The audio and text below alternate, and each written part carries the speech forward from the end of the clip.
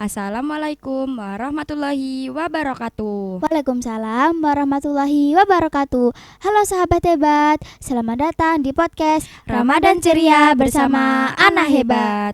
Alhamdulillah di bulan Ramadan yang penuh berkah ini kita kembali hadir dengan tema yang sangat penting untuk kita semua. Betul sekali, tema kita hari ini adalah Belajar belajar sholat tepat waktu. waktu. Wah, ini penting banget ya Mbak Najwa. Iya dong, karena sholat itu tiang agama.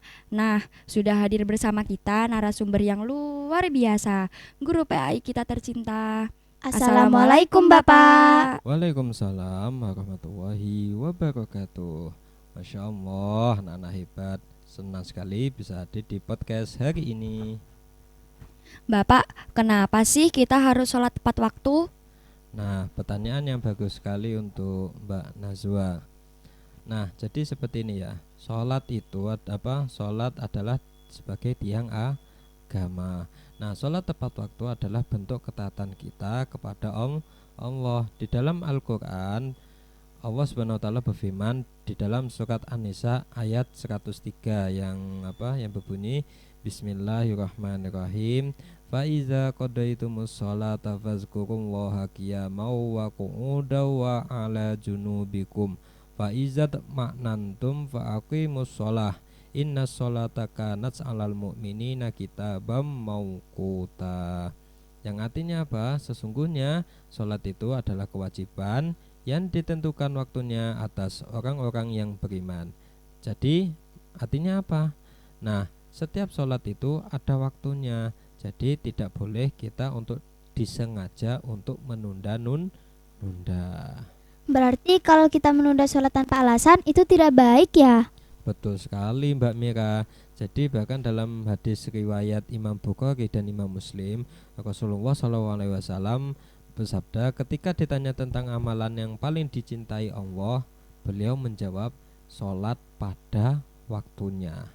Nah, jadi di sini sholat tepat waktu itu adalah amalan yang paling Allah cintai. Apa saja manfaatnya kalau kita sholat tepat waktu, Bapak? Pastinya banyak sekali manfaatnya Mbak Nazwa dan Mbak Mira. Nah, antaranya apa? Yang pertama, untuk melatih disiplin kita.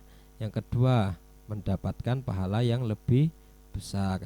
Yang ketiga, kalau sholat tepat waktu, hati kita menjadi tenang. Yang ketiga, yang keempat, hati kita menjadi tenang. Terus yang selanjutnya, belajar jadi lebih fokus.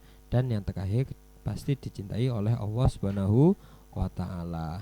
Karena apa? Karena Allah Subhanahu wa ta'ala juga berfirman pada surah Al-Baqarah ayat 45 yang artinya, dan mintalah pertolongan kepada Allah dengan sabar dan sholat. Jadi sholat itu banyak manfaatnya sekali. Jadi misal kita lagi ada musibah atau apa, ya perbaiki sholat kita, perbanyaklah sholat kita, ditata lagi sholat. Mungkin sholatnya belum tepat waktu, jadi ya kita harus tepat waktu, jangan ditunda-tunda. Bila seandainya kita tidak ada hal yang bersifat urgent, nah bisa kita sholat dulu lah gitu. Nah, kalau memang kepepet ya sudah, nah, asalkan kita nanti sholat, jangan sampai lewat waktu seperti itu. Masya Allah, ternyata sholat itu bukan hanya kewajiban, tapi juga kebutuhan ya. Betul sekali Mbak Mira. Kadang-kadang anak-anak suka asyik main atau nonton sampai lupa waktu sholat. Ada tipsnya tidak, Bapak? Nah, yang sudah Bapak jelaskan tadi ya Mbak Nazwa dan Mbak Mira ya. Jadi apa saja sih? Nah, untuk supaya kita sholat lebih tepat waktu, yang pertama, kita kan semua itu pasti punya smartphone atau HP. Nah, gunakanlah manfaat sebaik mungkin. Kita pasang alarm di HP kita, atau mungkin ada aplikasi azan kan di HP-HP itu. Nah, itu kita install. Jadi setiap masuknya sholat, jadi kita tahu bahwasanya kita harus cepat melaksanakan sholat. Yang kedua, jika kalau sudah terdengar azan, kita harus segera ambil air wudhu, jangan nunggu nanti. Kalau nunggu nanti bisa jadi nanti kita malas. Kalau enggak malas ya itu nanti, kalau kita nanti aja gitu pastinya. Terus yang ketiga, sholat berjamaah. baik itu sama temennya atau keluarganya atau siapa. Kalau bisa itu kita setiap sholat itu harus dengan sholat berjamaah. Kenapa? Sholat berjamaah itu pahalanya lebih besar. Terus yang keempat, kurangi bermain saat mendekati waktu sholat. Misalnya mau main game atau main apapun itu. Jadi kalau sudah mendekati waktu sholat, kalau bisa kita tunda dulu. Jadi sehabis sholat saja kalau bisa. Dan yang terakhir, niatkan itu semua karena Allah. Jangan karena kita melaksanakan sholat itu karena terpaksa, seperti itu. Jadi kalau bisa dilatih dari sejak dini, sejak kecil itu kita dibiasakan untuk melaksanakan sholat. Memang walaupun belum balik itu belum wajib untuk melaksanakan sholat, tapi kita harus melatih diri kita supaya apa? Supaya terbiasa untuk melaksanakan sholat 5 waktu. Bapak, ada pesan khusus tidak untuk sahabat hebat yang sedang mendengarkan podcast ini? Nah, pesan Bapak baik yang ada di studio maupun yang ada di rumah, nah jadilah anak yang bangga untuk menjaga sholat.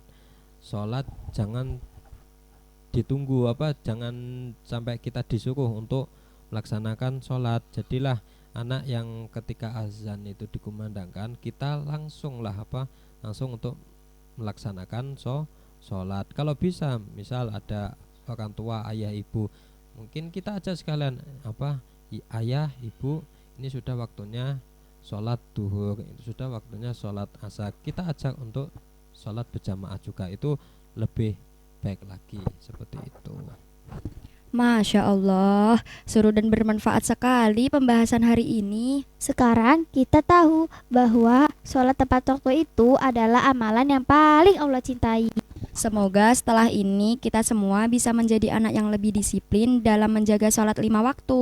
Jangan lupa praktek ya, bukan cuma didengar saja para sahabat yang ada di rumah maupun yang ada di studio. Karena kita adalah anak hebat. Semoga Allah menjadikan anak-anak yang soleh dan soleha. Amin. Amin. Ya Rabbal Alamin. Saya Najwa. Dan saya Mira. Sampai Sampai jumpa jumpa kembali di podcast berikutnya. Wassalamualaikum warahmatullahi wabarakatuh.